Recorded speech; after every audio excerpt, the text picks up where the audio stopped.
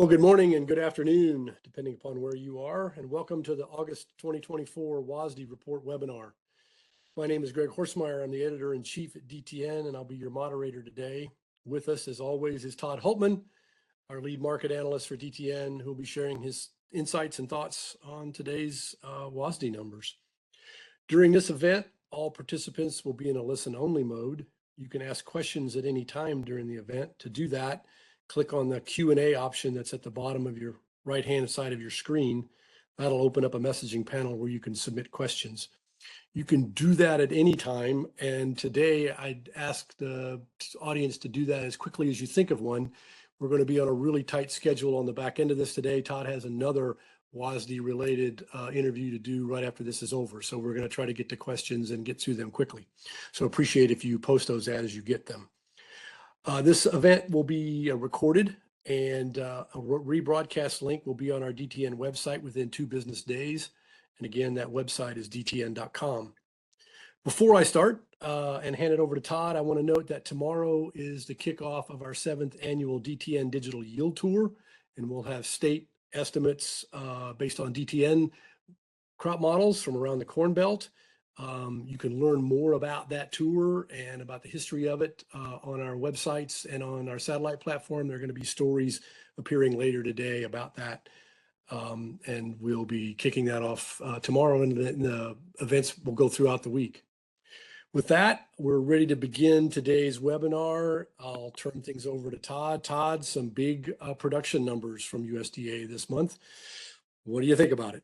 Yeah, absolutely. Well, it's always a little bit of a hit in the face at first when you see the numbers, and kind of takes a while to sink in.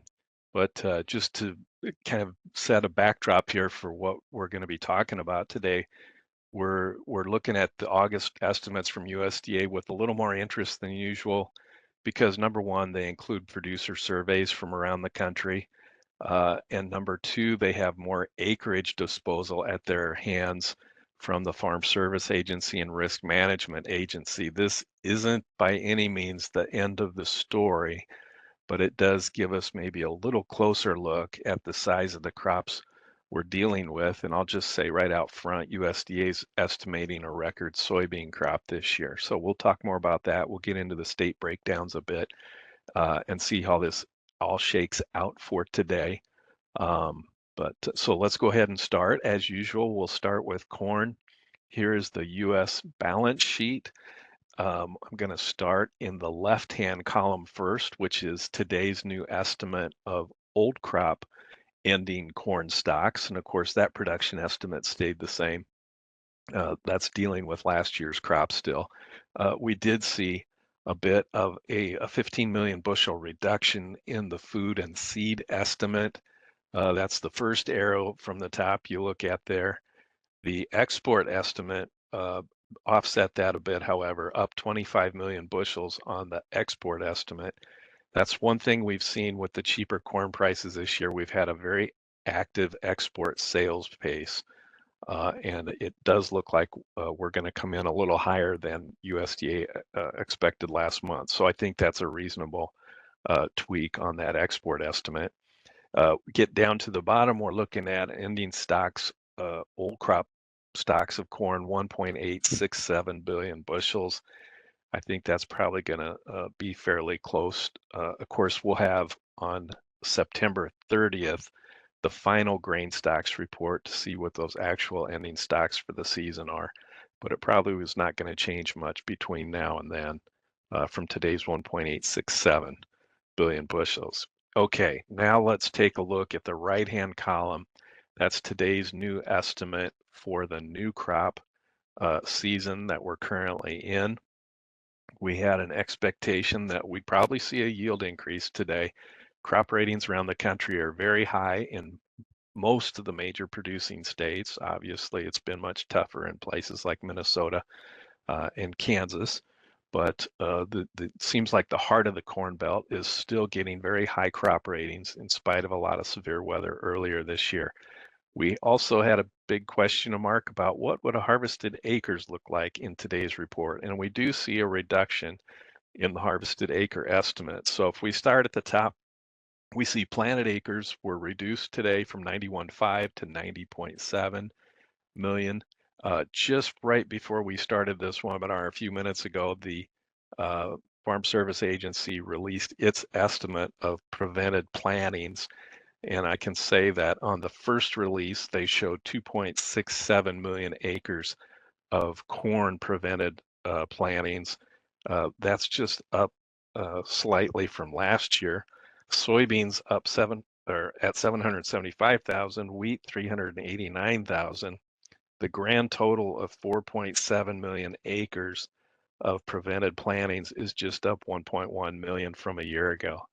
Now, keep in mind, that's not the same thing as viable acres, what I would call viable acres. And by that, I mean acres that survived the storms of late April, May, and June, and early July. There's still a possible loss to harvested acres from those numbers, but that does not fall into the prevented planted category, because if a field's planted once, then it's considered that it was planted no matter what happened to it later. So this is just an early glimpse of the possible loss that we could see down the road more in the harvested acre category. So those harvested acres today estimated 82.7 million, as you see on the chart there. That's on the table. That's a reduction of 700,000 acres.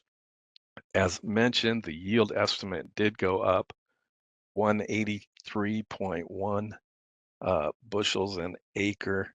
That is a new record high yield if it holds on and becomes true. The overall production estimate for corn did not change much.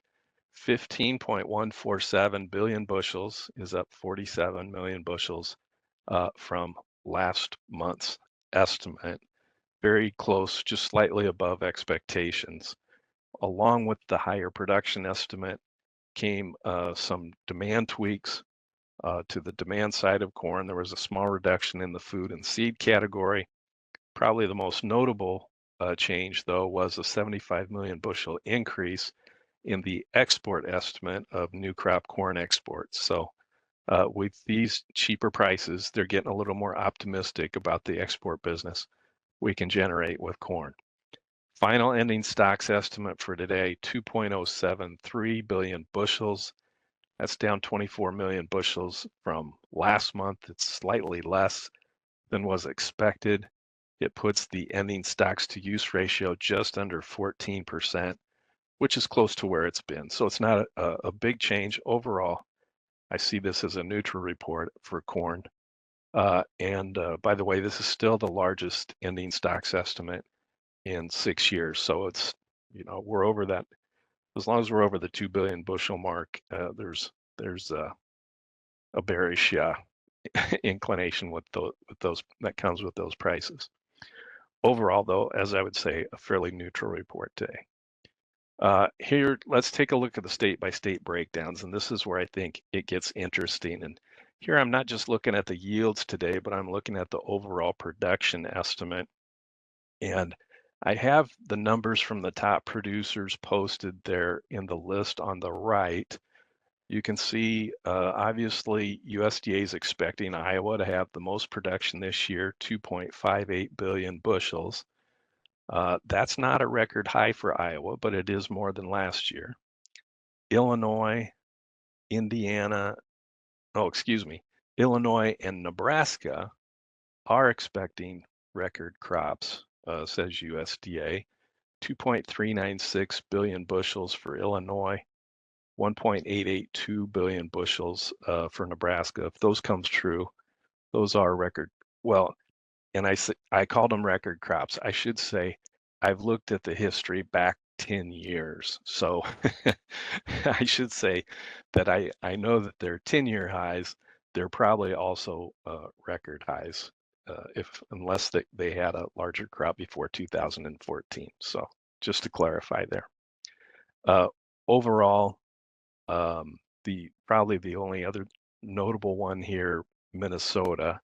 Last year had a 1.5 billion bushel crop. This year they're looking at about 100 million bushels less on their corn crop, 1.415.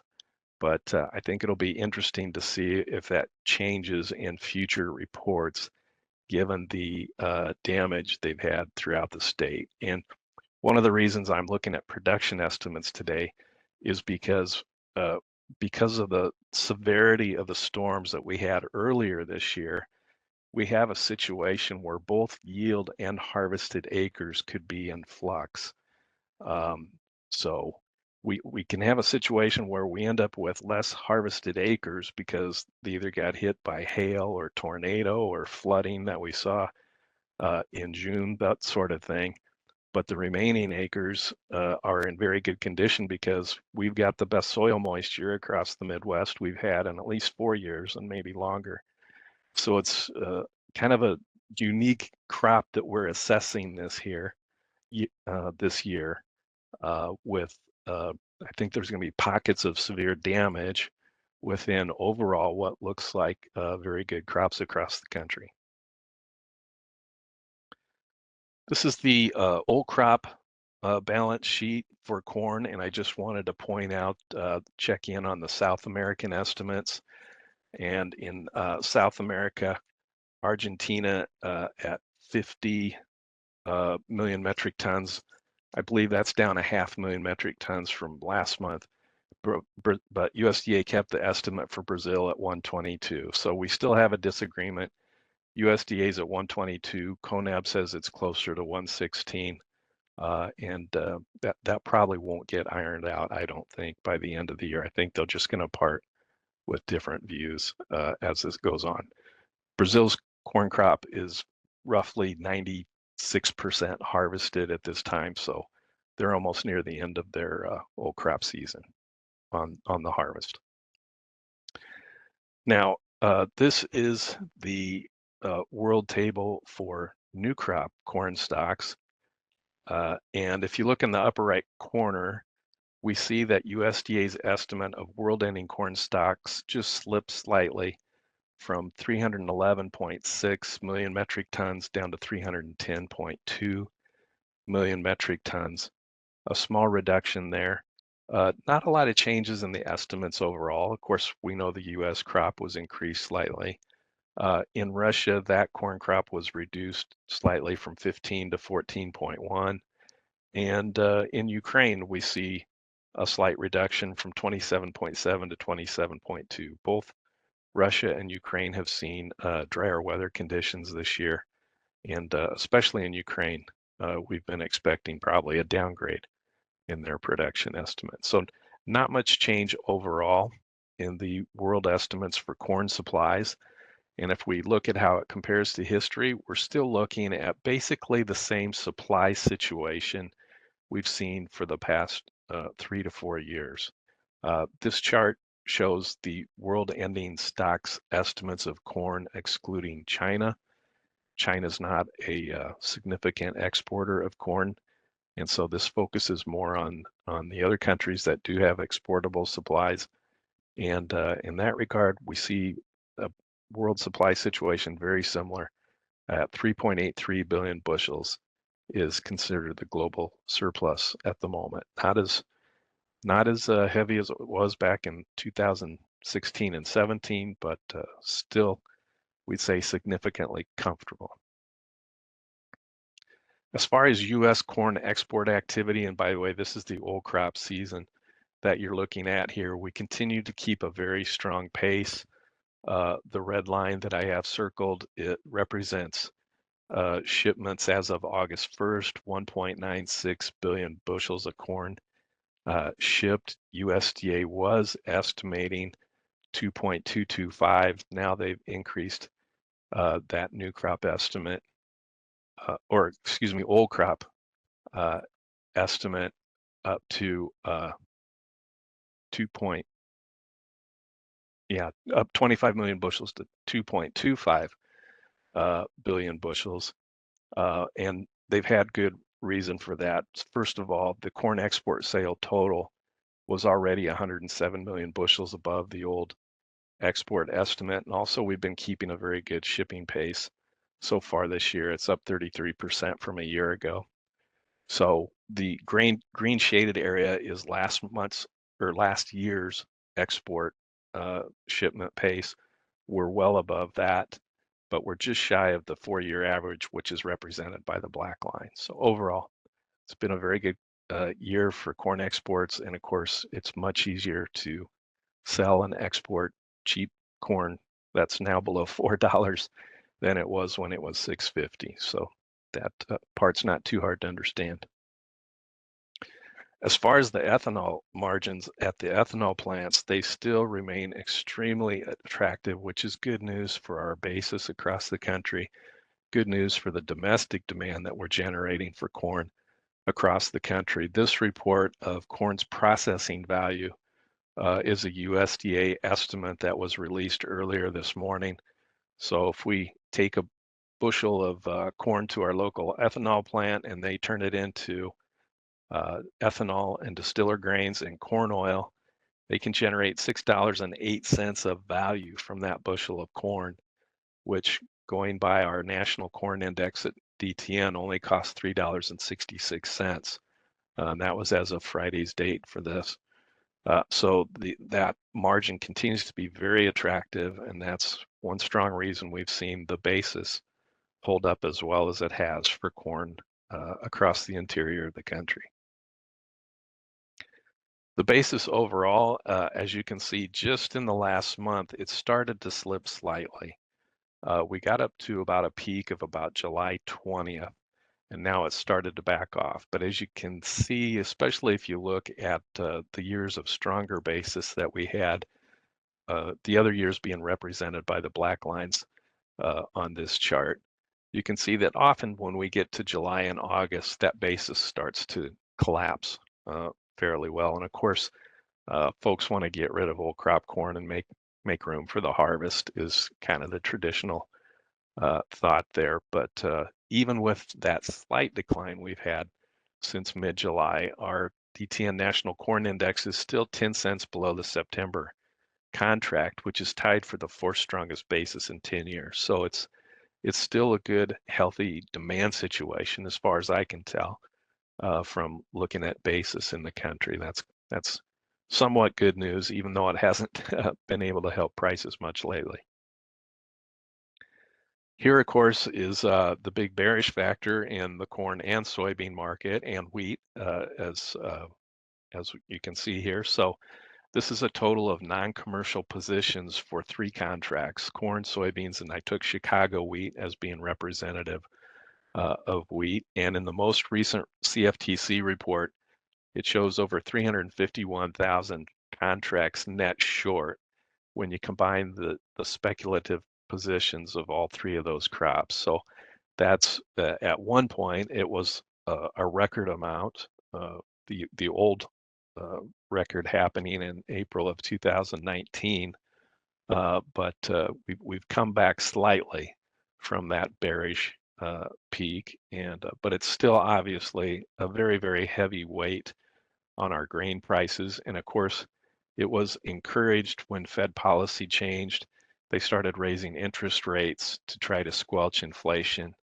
And knowing that there was a national campaign on to bring prices down, it just encouraged the managers of futures funds to go short, knowing that the Fed was on their side for bringing prices down. And now we've come to the extreme end of the pendulum, I would say. Now, the same factors should show signs of easing next year, but it's hard to see any change in the mood at the moment. We may get a rate cut in September, but we're still going to have a high level of interest rates, and Fed policy is still apt to be restrictive when it comes to prices for quite some time. So very tough situation for our grain markets.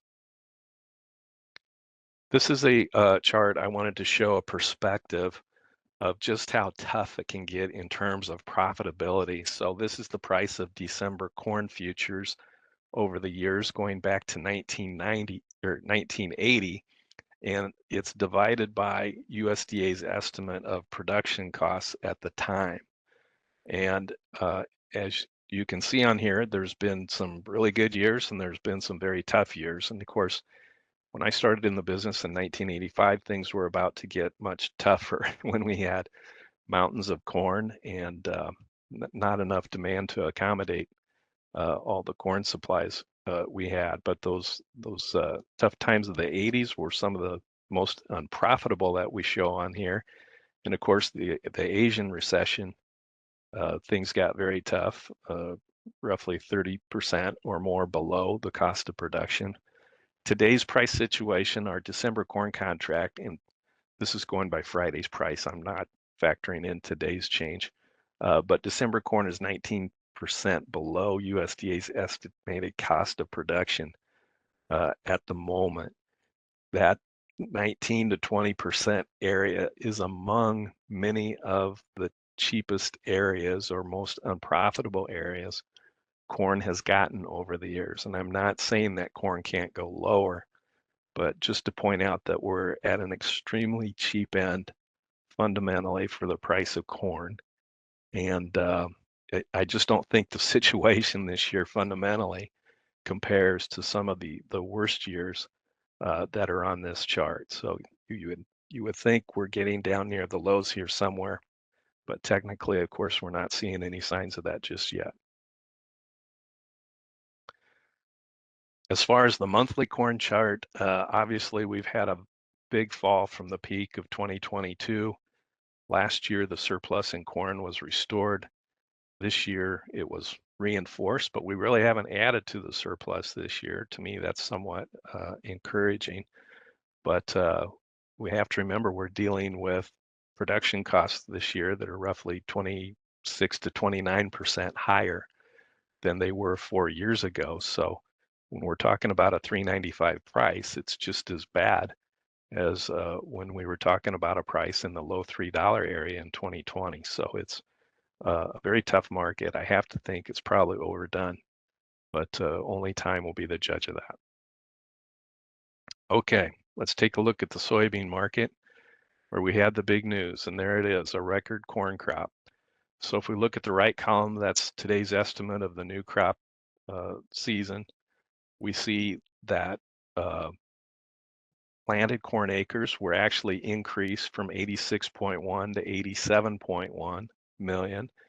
Harvested acres also increased a million up to 86.3. And this is the part of the report that actually surprised me, because in the month of June, during the survey, the acreage survey that USDA took, at that time they said there were 73.3 million acres of soybeans planted. And of course, they estimated 86.1, but I had my doubts as to whether the crop situation would get up to 86.1 or not. Well, it looks like they went over if USDA's estimate today is correct. So adding to the acres obviously boosted the production estimate. USDA also increased the yield estimate. Instead of 52, now it's a record high 53.2 bushels an acre. And of course, that's supported by a lot of the high crop ratings we see across the country at this time. The new production estimate, 4.589 billion bushels, if it holds up, is a record high for the year. And of course, here we are sitting in the month of August.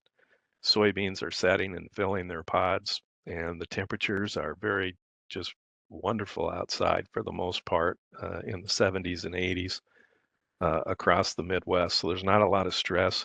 There's also some rain in the forecast this week that looks like it's going to cross from the western Midwest to the eastern Midwest. So the forecast is looking very favorable for these soybeans.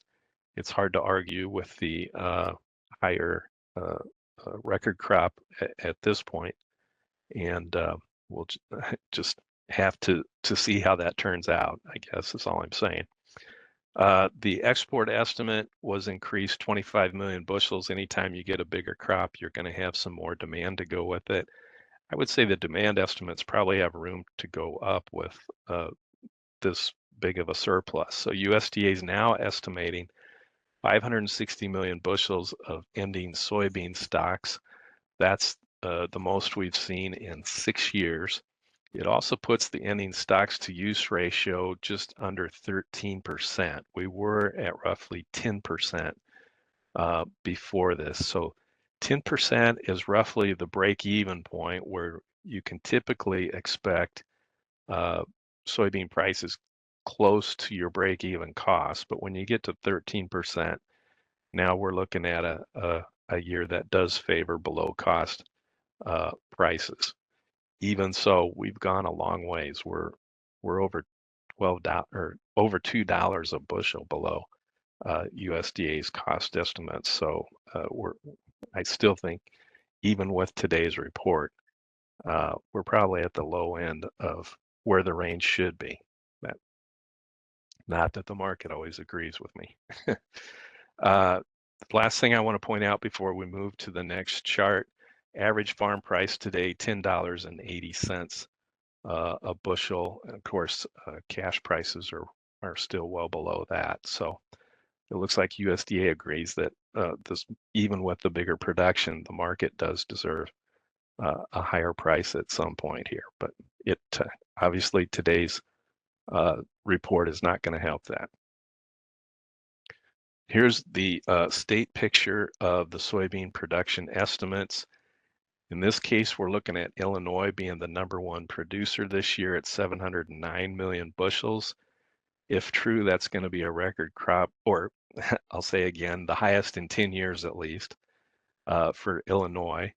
And by the way, it's going to be the highest in 10 years for Indiana and Ohio as well. And if the Missouri estimate holds up by a very slim margin, it could be the highest soybean crop that Missouri's had in at least 10 years as well. Excuse me. Elsewhere around the region, we see 608 million bushel crop expected in Iowa. That's down from last year's 649.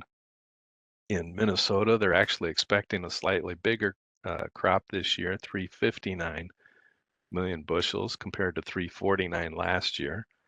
And in Nebraska, they're looking at 310 million bushels instead of 267 last year. So except for Minnesota, very high crop ratings across the Midwest again, helping those soybean production estimates. On the old crop side for the world table, just wanted to check in.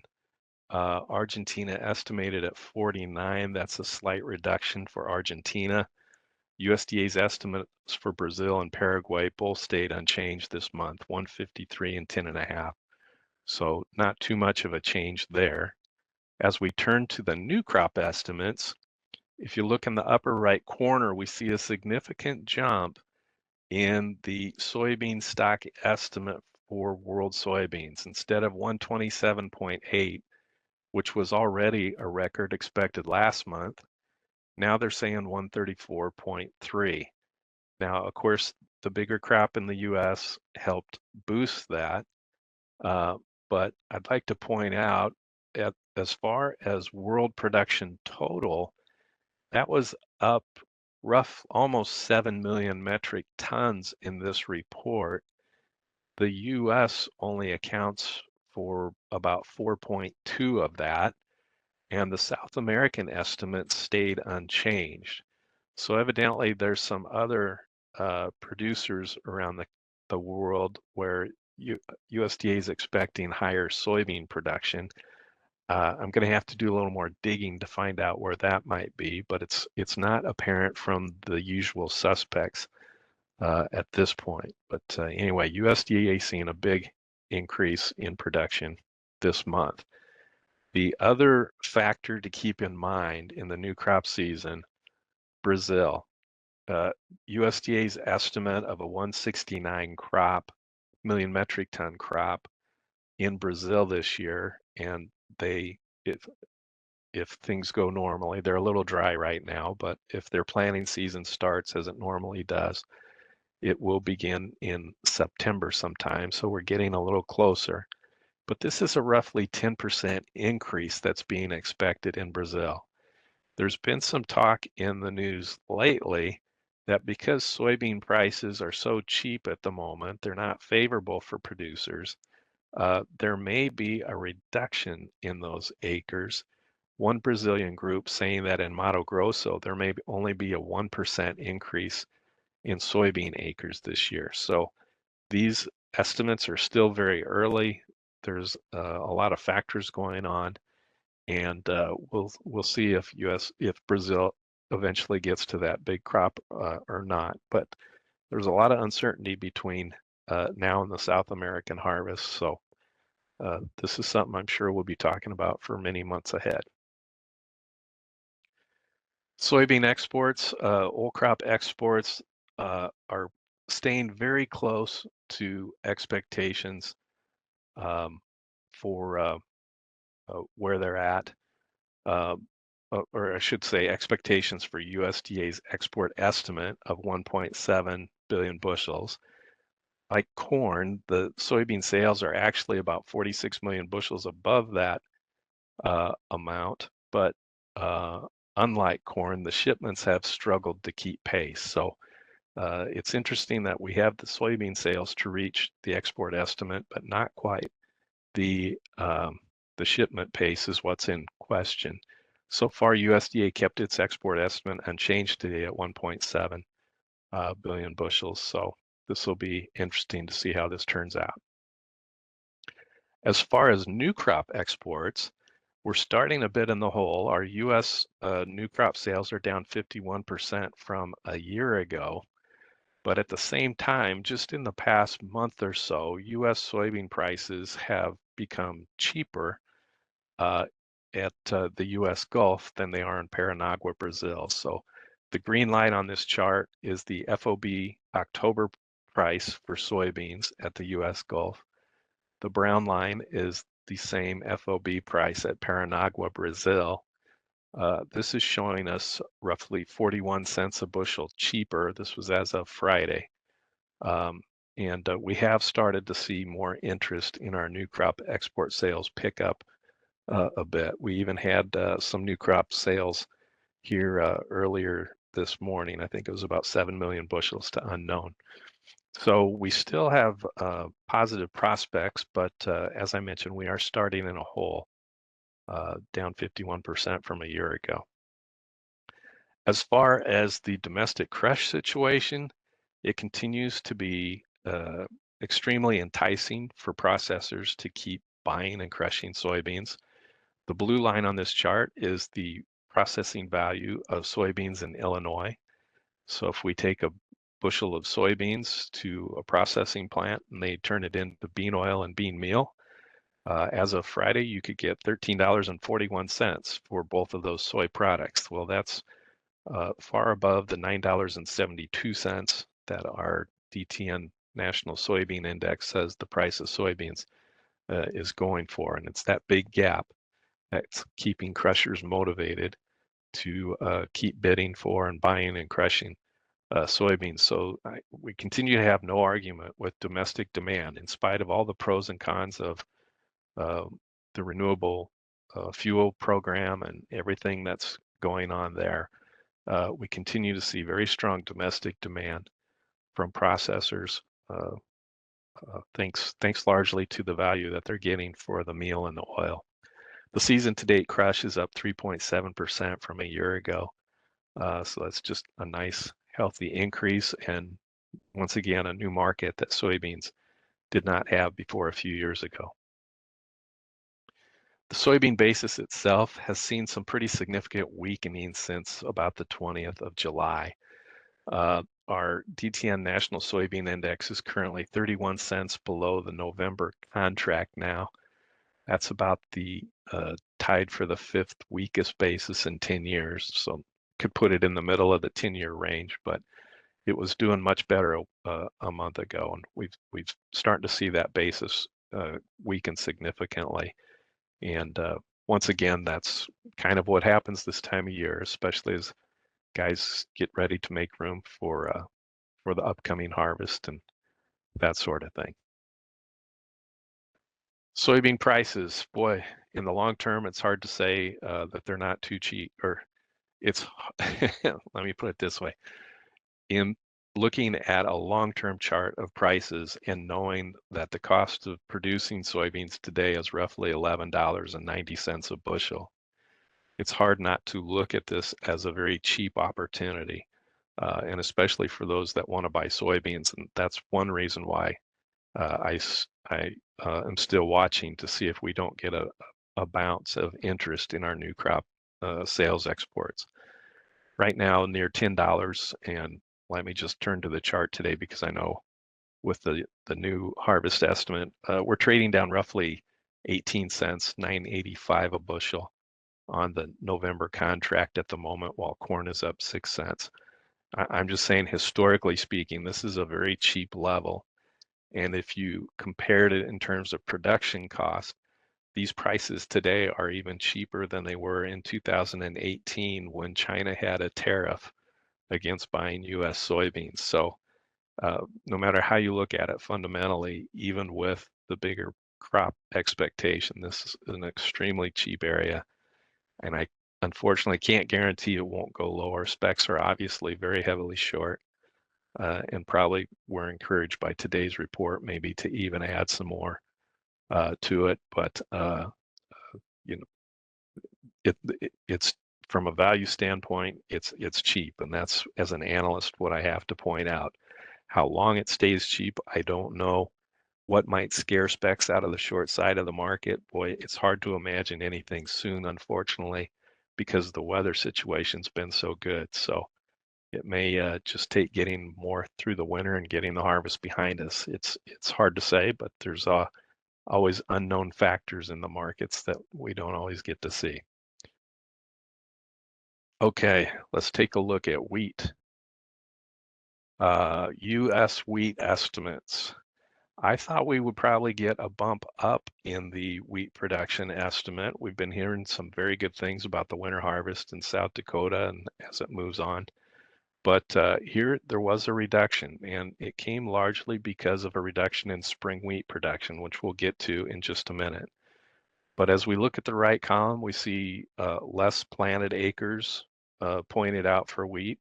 That was a bit of a surprise. Along with that, we see a 900,000 acre reduction in harvested acres.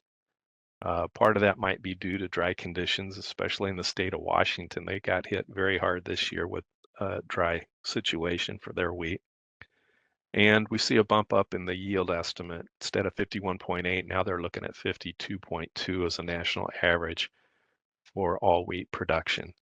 The new wheat crop estimate is down 26 million bushels, down to 1.92, excuse me, down to 1.982 billion bushels.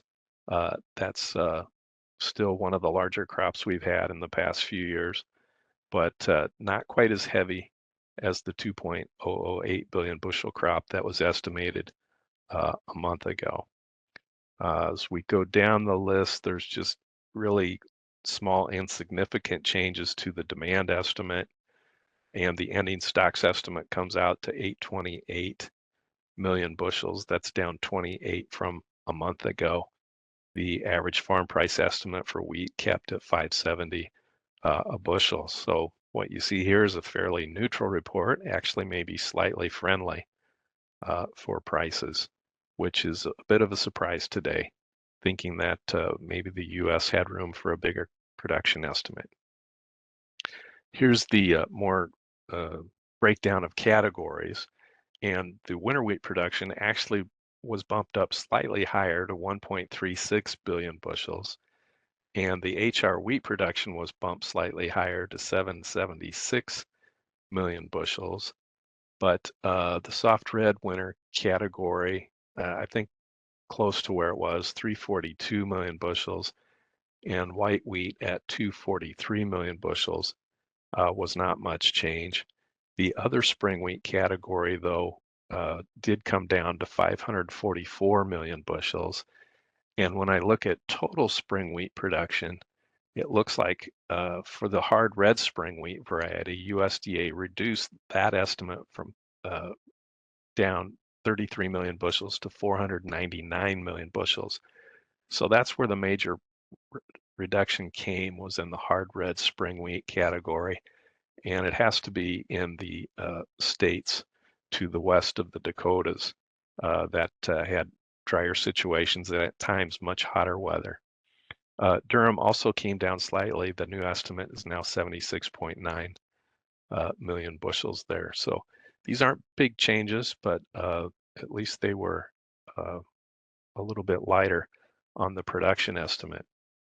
As far as the world ending wheat stock estimate, that also came down slightly. In the upper right-hand corner, you can see a reduction from 257.2 down to 256.6 million metric tons. If we exclude China, that was also slightly lower, down to 122.1 million metric tons. So just a very slight reduction there, nothing too drastic.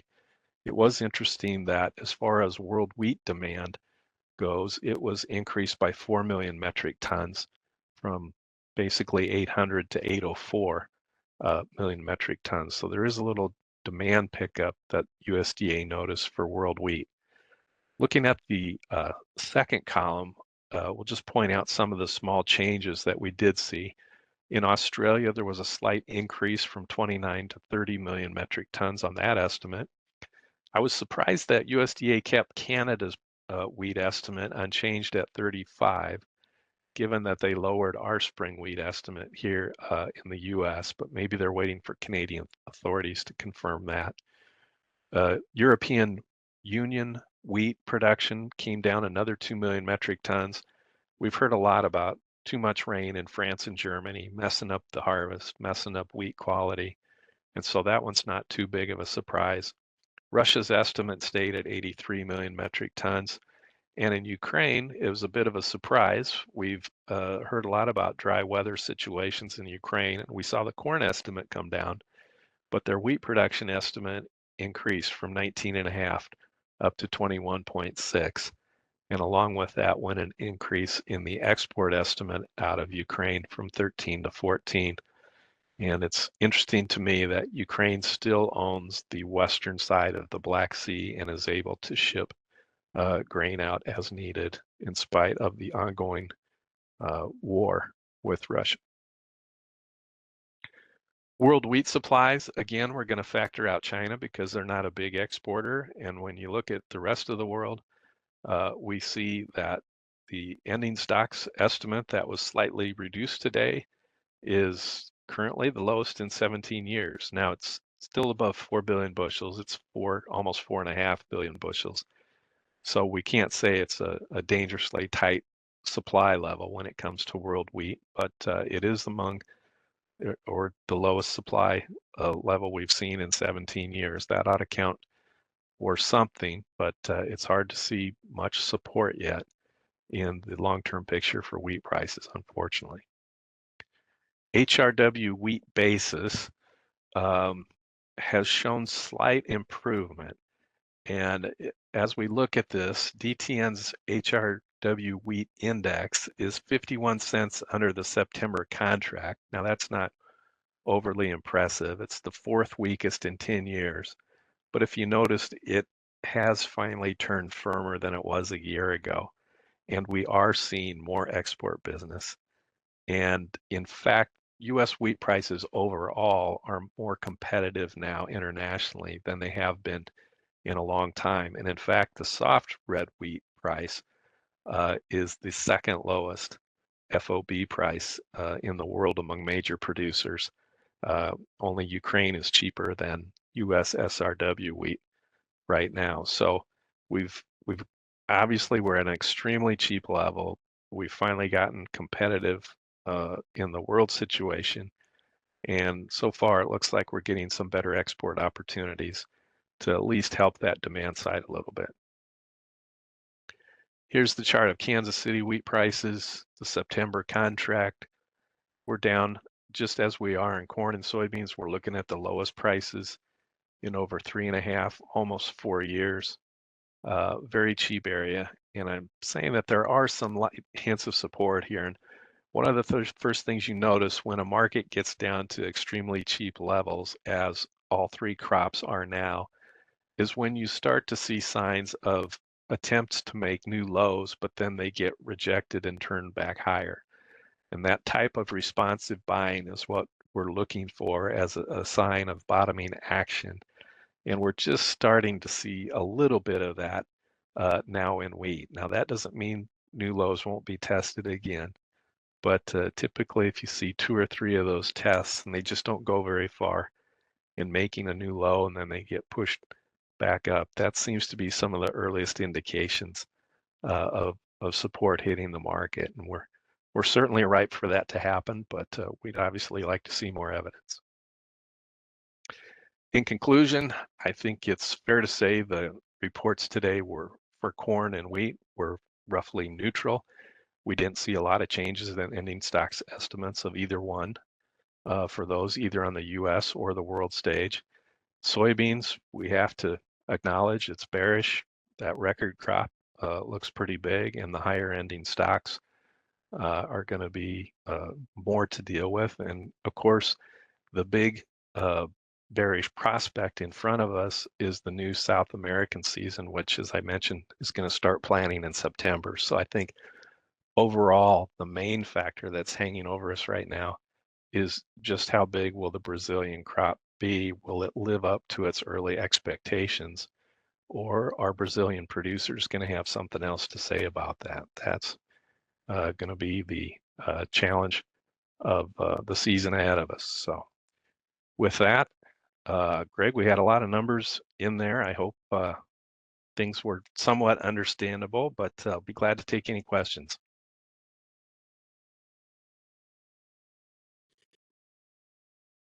Yeah, Todd, appreciate that. We've got a couple of questions in here, and one jumping back to corn and soybeans is just how comfortable are you with those carryout numbers? Do you think that those might change here in the coming months? Well, I can almost guarantee they're going to change, but uh, to be honest, you know, the tradition has been that these ending stocks numbers for corn and soybeans especially really don't start to narrow down until the month of October. And next month, not only are we going to have some more acreage data available, we're also going to have field-based estimates. And that's where I think maybe some of the early spring and summer storm damage might show up when assessors get into the actual fields and do the field-based surveys on the yield estimates. But overall, this crop may not be well understood, as maybe I probably say this every year, but really until we get into harvest, and that's just the nature of the beast. It's there's a lot of variables this year, a lot of unusual variables that we haven't had before. We've seen big stretches of hailstorm activity. We saw significant flooding in mid-June in a lot of very highly productive areas. And I think it's just going to be a while before we have a really good account of what came out there. But on the other hand, you cannot deny we've got across the country the best soil moisture profile that we've seen in at least 4 years. And this mild August weather is not just fantastic for beans, but for corn as well. So we have both extremes going on once again this year, and it looks like the Bears overall are going to win out. But as an analyst, I can tell you, I feel that we're already down to extremely cheap price levels on corn and beans. It's just hard for me to imagine much more downside risk. But unfortunately, I can't guarantee that either. That relates to the next question, which is really about the bull and bear factors on soybeans specifically. And the real question is, are we looking at the potential for this big crop to get even bigger? And I guess to your point, the crop could get bigger with this weather that we have, but to Yeah, what you said before, what we really don't know is how much did the flooding and the winds and some of those issues, wind not necessarily a problem with soybeans like it is with corn, but yeah. what did the flooding and other things do to affect any other factors out there in terms of maybe taking some edge off of this big crop? Yeah, in the case of soybeans, where we've got these very nice August weather conditions at the moment, it is hard to imagine that there might not be more potential as we get into the September and October reports. That's definitely a risk of this. There's also a concept that has nothing to do with what's going on in the field, but it's called price inelasticity, and that is our prices are getting so cheap now that, and the supply expectation, I think, moving forward is already so high. The specs in the market are already so heavily invested. How much more can you really push this market down? And I, hesitate to say that because they've already pushed it down farther than I would expect. And it's, we try to find some comparable metrics to compare to previous years to get a sense of perspective, but I feel like we've already exceeded expectations to the downside when we compare with other years that I think were much more bearish looking and much more fearful in terms of the market ahead. Even the year that we were afraid of COVID in 2020, I think had much stronger bearish arguments, especially for the demand side of the market than we do this year. So it's going to come down to, can we move the supplies, and just how much more do the specs really want to take this, because we're on the cash side of the market, we're already seeing very strong demand in corn, strong demand in the domestic crush for soybeans, and I think I would expect that we're going to see a better response in the export sales, but we're not seeing those kinds of respect for that on the future side of the market, and that's what's going to be hard to predict. Indeed. One last question, this one on wheat, and you touched on the fact that you were surprised at what USDA put Canada numbers. The questioner asked, is there any talk in the trade about the conditions in Western Canada? This person says that early malting barley yields are 40% of normal. And so the barley yields are off. Do we expect that maybe wheat yields might be off as well? Yeah, to me that seems like a big obvious question for anybody looking at the Canadian markets. Is the spring wheat yields and the canola yields both, they seem like there's plenty of reasons for reductions ahead in those production expectations. It's just a matter of who's going to step up and make that estimate. So I guess USDA decided to kick that can down the road today, but just looking at the crop, the weather condition, it's been so hot and dry in Alberta and Saskatchewan, and there's still not a lot of rain in the forecast. Not that it would help at this point much, but I think most observers would agree that there's a strong case here for a reduction in that Canadian crop estimate. Great, thank you. Well, thank you, Todd, for all the work today and for every month. I want to thank everyone for joining the conference today. Really appreciate the participants in this. I remind you that today's event was recorded. The rebroadcast link will be up on dtn.com in 2 business days. And you can find that in the events section just as you sign up for these webinars. Our next webinar and WASDE report is September the 12th, as Todd said.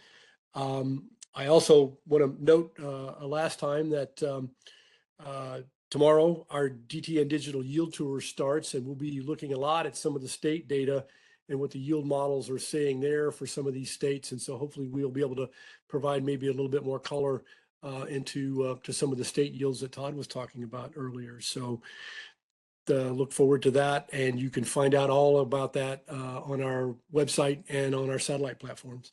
Again, thank everyone for attending. Thank you again, Todd. This concludes today's event, and for all of us at DTN and Progressive Farmer, I hope you have a great week. Thanks all.